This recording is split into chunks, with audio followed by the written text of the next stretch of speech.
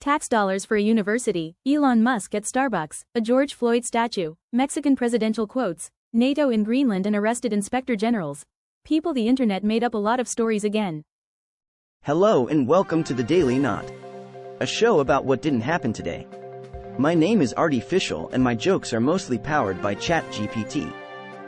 And I'm Body McBotface. Most of what I know comes from fact checks published by Lead Stories. Let's get started. Hey Body, what information do you have about this?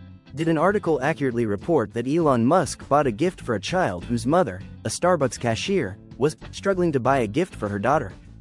No, that's not true. An article linked in the post that made this claim included an image with clear indications of having been AI generated. The story has been repeated with several variations since early December 2024. Aha! It initially appeared in a video posted by a YouTube channel with the disclaimer: the stories shared on this channel are purely fictional and created exclusively for entertainment purposes.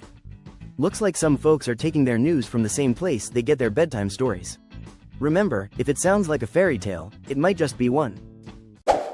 I'm looking for more context on the next thing. Did Tel Aviv University get $581 million from American taxpayers? No, that's not true. The school received less than $6 million in U.S. government funds, an official website shows.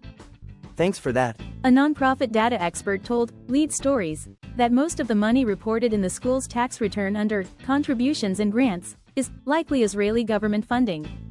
Looks like that number was inflated more than a birthday balloon.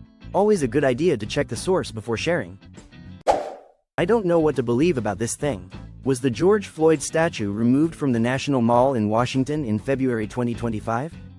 No, that's not true. The National Park Service told Lead Stories that it had never erected a statue of Floyd on the National Mall. You're so good at research. The image used in the social media post shows a statue that was erected for George Floyd in Newark, New Jersey. Looks like someone needs to brush up on their geography. Newark and the National Mall are about as far apart as my last attempt at baking. Is this really a thing? Is the administration of President Donald Trump giving every adult in the United States $18,000? No, that's not true. As of February 7, 2025, the administration had made no such announcement. I did not know that. A post claiming it did directed viewers to a non-government website that did not mention any federal program passing out $18,000 checks. Looks like the only thing getting handed out is misinformation. Maybe it's time to check the source before you start planning your shopping spree. We should probably look into this next one. Did Mexican President Claudia Sheinbaum say she thought Americans encouraged felons and rapists to come to the United States since that's what they chose to be their president? No, that's not true. There is no evidence Sheinbaum made such a statement. I did not see that coming. The quote originated on a TikTok channel that describes itself as a place for awful sports takes, brutal sports betting picks, plus other random nonsense. It looks like we need to remember that not everything on TikTok is a reliable news source. Maybe stick to dance challenges and leave the politics to the pros. I guess I could Google this, but I might as well ask you. Is NATO sending troops to Greenland to defend it from the United States? No, that's not true. A NATO official called the claim unfounded, and, additionally, there's no evidence of deployment due to threats from Donald Trump. What else do you know? However, some NATO allies have discussed dispatching troops to the Danish territory if Denmark requests help. It sounds like a classic case of misinformation. Always a good idea to double-check before you hit that share button. Some people ask me if this is true.